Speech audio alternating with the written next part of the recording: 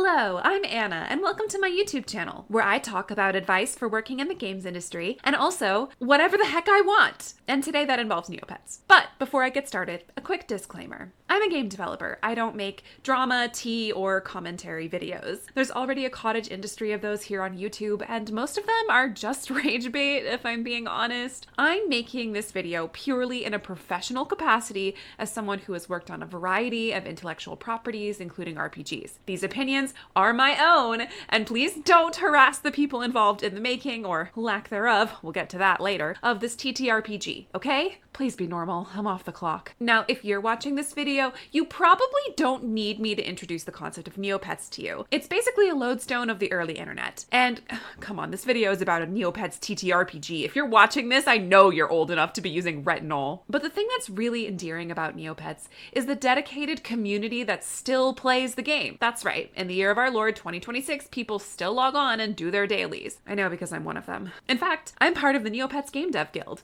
which is a guild for game developers who still play Neopets, if that wasn't really evident. We also have jackets. Anyway, Neopets recently went indie as a company again, and a lot of life is being breathed back into the site. There's a new plot, which is a big site-wide story event where clinical depression is contagious in this one. Don't worry about it. That's how you know this site is targeted at millennials.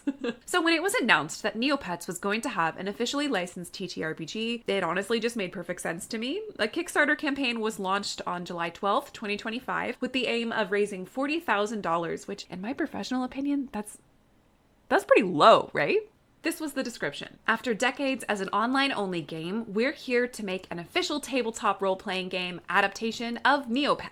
The official Neopets tabletop role-playing game, or TTRPG, is a game to be played with friends, family, or party members that features interactive storytelling and acting out stories within the world of Neopets. The Neopets TTRPG offers a dice-driven system of classless, skill-based experience, leveling your characters and determining what they will do. Choose a species, select and build on various stats and traits to create a character of your liking, and join up with others in a gaming party to explore the world of Neopia. The game was going to be made in collaboration with Geekify, which is a company that makes fandom merch and that Neopets has collaborated with in the past with inconsistent results. I do have their tarot deck though, and I really love it. Naturally, they absolutely smashed through their initial goal in just the first day, and by the time the campaign closed, they had raised $427,239 of their original $40,000 goal. And full transparency, I backed this. I did. I got the tier of the physical book of the rule set. There were other tier options, including like an out-of-the-box ready campaign all about the fall of Fairyland and lots of other goodies like dice bags and that kind of thing. And you might be like, Anna, I usually really trust your judgment on these kinds of things. Like, why did you back this? Well, I'll tell you. As someone who understands the world of Neopets and has been playing since like age 6, I can tell you that a Neopets TTRPG should have been a slam dunk. Like, this Kickstarter could have been a game jam slam dunk, because a lot of the core features of a TTRPG already exist within the world of Neopia. Take the Battle Dome, for example. It already has a combat system that corresponds to stats that you can train on each of your Neopets. There's already tons of weaponry and elemental magic, like, not to mention that the world of Neopia already has distinct regions with complex lore and history. Like, this thing writes itself, okay? It should have been a cakewalk to take this thing from concept to ship, right?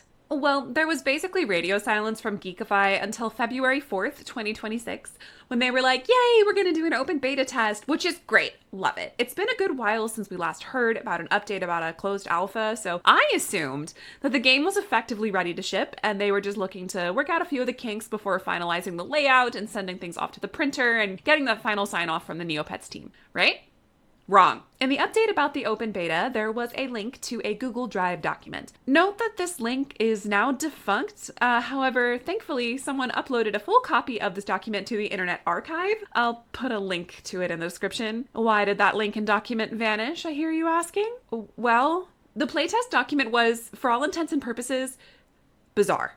Like so many others, I assumed that it was going to utilize systems already within Neopets, as I mentioned before, but instead it was basically an unfortunate hack of D&D 5e. For those not in the know, a hack is when you take a base tabletop game and you modify its rule set. Like, this is pretty common for things like game jams or homebrew systems, but it isn't something you'd expect of a commercial product. especially since, and this is me speaking as a professional here, you run into all kinds of licensing issues. I mean, Wizards of the Coast is notoriously litigious, and there was even some back and forth with letting like Larian use D&D for something the size of like Baldur's Gate 3. And while I'm not a lawyer, trying to market a hack of someone else's intellectual property as a TTRPG of someone else's intellectual property is a really good way to end up in court.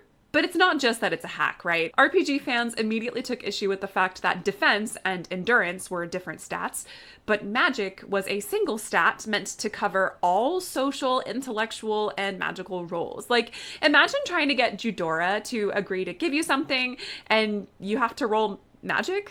While they didn't use the Battle Dome infrastructure like I figured they would, the Kickstarter promised that there would be pacifist options. And then the majority of the Google Doc that they posted was exclusively full of details about combat, all hacked from 5e. But the perks section is where things really start to get egregious, because if you went to that tab of the Google Doc, all that section says is, "This work has not been paid for by John Taylor of Geekify."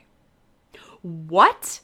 Hilariously, also, the playtest survey even asks for feedback about the perks. And let me tell you, the community sure had some feedback about what was in the perks section. John Taylor is the CEO of Geekify, and while I kind of buried the lead on this, there are mentions throughout the entire document that John allegedly mismanaged the project and didn't pay his designers. In fact, the very top of the document used to say, disclaimer, John will steal anything you do with this project, and the people working on this have not been paid, had contracts forced on them, and John has not read or understands these rules and demands more bullshit gets put in, whether it fits or not. This comment, of course, was quickly deleted, but there's one thing you really need to know about Neopets players, okay? We have a tendency to be really petty, and we never forget. Don't think we forgot about Nigel the Chia freaking breaking the stock market that one time. You're still a persona non grata to me, Nigel. Quickly after that comment was deleted, Geekify posted an official update on the Kickstarter page saying, "Sorry guys, some internal drama occurred with one of our more recent hires, and he had a misunderstanding about the work, and we had some mutual miscommunication about it. It's regrettable, and we hate to see him go, but the outburst on public documents was also not a great way to respond. No one is on the team who doesn't want to be here, and this hire was paid what we agreed, but it seems like there was a difference in expectations on what that would entail. We've parted ways, and the work is still continuing. We'll be looking to backfill in the near future." Internal drama? John, it sounded a bit like your designers were alleging that they were not compensated for their labor, and I know I'm like a certified union girly, but that sounds like a little bit more than internal drama. And also, what do you mean you had difference in expectations on what that would entail? Anyway, apart from the allegations of not being paid, there were some other deeply questionable things within the playtest document. Despite Neopets canonically not being able to die via illness, hunger, or even in the Battle Dome, like sort of like Pokemon, they just faint, there is an extensive series of bullet points within the rule set about death saving throws, and even like becoming a ghost.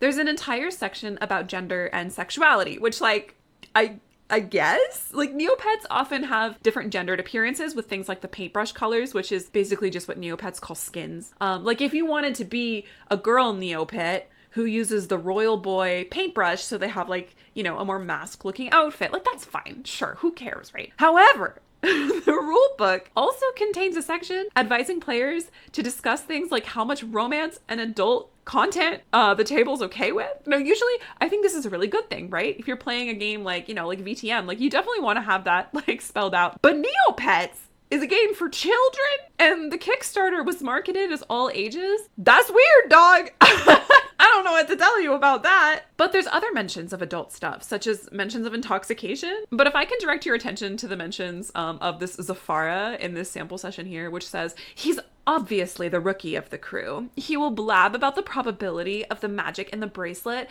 but he hasn't been able to work out exactly what makes it special yet. He'll say that if the boss is as scary as the rest of the crew says he is, then he probably wouldn't be caught dead wearing a bracelet that was so feminine, regardless of what it can actually do.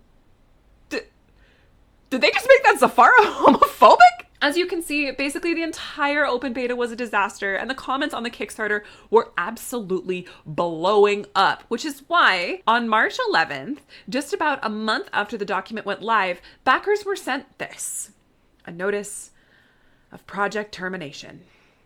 And this one's really long, so buckle up! Dear Neopians, it is with an extremely heavy heart that we have to announce the early and incomplete termination of the TTRPG project. At midnight NST today, Neopets sent out a unilateral broadcast that our partnership was being concluded, effective immediately. Last month, we circulated a document that wasn't ready for distribution for a number of reasons, and we apologize for the confusion this has generated. A key thing we wish to discuss was that this document was not submitted for review by Neopets prior to our releasing it, and did not reflect either their views or our usual approval process. We apologize as well, both to Neopets and to the fans, that we did not follow our usual submission procedures. There are strict guidelines for review in place for the exact reasons we've seen in the past few weeks. We have not issued a statement until now because although we have reached out on numerous occasions to Neopets over the past month, and despite repeated attempts to have discussion, offer input, clear the air, and hopefully move forward, we have received no response for discussion and have been given no information or guidance on how to proceed, which is why we've been largely silent for the past several weeks, trying to move forward and feeling unable to do so. Basically, they were like, nah, man, that's Neopets' fault. We tried, okay? It's all Neopets' fault. We're not sure how to proceed from here, as the suddenness of their decision without any kind of consultation leaves everything in a precarious state. We are not in a position to refund the entire project, as huge parts were already spent on game and asset development, paid out to royalties, and for project overhead. But we do want to do what we can to make things right in whatever way we tenably can. So, what happens now? Well, I'm out $60 for one. But as a games industry professional, I wanted to look into this. Something had to have gone catastrophically wrong for all of this to have happened as it did. And this brings us to a little something called project management. If you've watched my videos before, or you're just like a person with any kind of eyes on the industry, you know that it's bad. It's really, really bad right now. When I say that Neopets and Geekify had their literal pick of the lot when it came to incredible TTRPG talent that was available and would likely have been very enthusiastic about making their game, that is not an exaggeration.